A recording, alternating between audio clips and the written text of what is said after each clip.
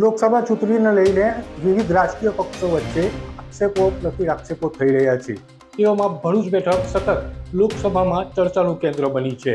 ખાસ કરી ભારતીય જનતા પાર્ટીના સાંસદ રહી ચૂકેલા મનસુખ વસાવા 7મી વાર હવે ભારતીય જનતા પાર્ટીમાંથી ઉમેદવારી નોંધાવીને પોતાના પ્રચાર અભિયાનમાં જોતરાયા છે. તો બીજી તરફ સામે પક્ષે બાપ પરથી અને આપ પરથી પણ મેદાનમાં છે સહિતના અપક્ષોએ પણ ફોર્મ ભરીને મેદાનમાં ઝંપલાવ્યું છે.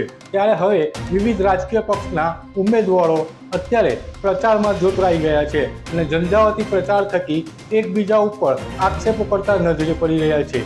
ત્યારે તાજેતરમાં જ એક વિડીયો ભારતીય જનતા પાર્ટીના ઉમેદવાર મનસુખ વસાવાનો વાયરલ થઈ રહ્યો છે, જેમાં મનસુખ વસાવા ઝાડુને લઈને કમેન્ટ કરતા નજરે પડી રહ્યા છે.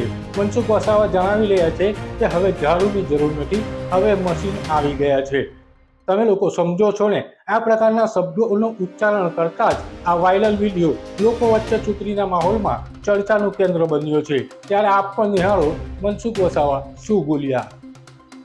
હવે તો ઝાડુની જગ્યાએ ભાઈ મશીન જ આવ્યું છે. હવે તો સફાઈ રોડ પર ગમે ત્યાં ઘરમાં પણ તમારે મશીનો આવી ગયા છે, એટલે ઝાડુ તો બધું ભૂસાઈ જવાનું. ઝાડુ કોઈ કામનું જ નથી. તો આ બધા સમજી ગયા હશો. મારે કોઈ પોલિટિકલી બહુ ભાષણ નથી કરવું, કારણ કે અમે ભારતીય જનતા પાર્ટીના લોકો છે. અમારી સરકાર રાજ્યમાં કેન્દ્રમાં છે, જવાબદાર લોકો છે. લેબાગુ લોકો અમારા પર આક્ષેપો કરે છે કે ભાજપે આમ કર્યું, ભાજપે તેમ કર્યું, કોઈ કામ નથી કર્યું, મનસુખ વસાવાએ કામ નથી કર્યું. એટલે મનસુખ વસાવાએ કામ ના કર્યું હોય ભરૂચ લોકસભામાં તો નરેન્દ્રભાઈ મોદી 6ઠી વખત પછી 7મી વખત મને ઉમેદવારી કરાવે છે. નરેન્દ્રભાઈ મોદીની પરીક્ષામાં પાસ થયો એટલે મારું તો કીધું ને કામો કર્યા છે. કામો ગણો છે તો મને કલાક 1.5 કલાક લાગે અને મારા સતત પ્રજાની વચ્ચેના કામો કરતો રહું છું. ઠીક છે, આપણા વિસ્તારની અંદર તમને દેખાતો હશે કે આ સમસ્યા હશે, પણ એના માટે ભારતીય જનતા પાર્ટી જવાબદાર નથી. ભારતીય જનતા પાર્ટીને હવે જવાબદારી શરૂ થઈ છે.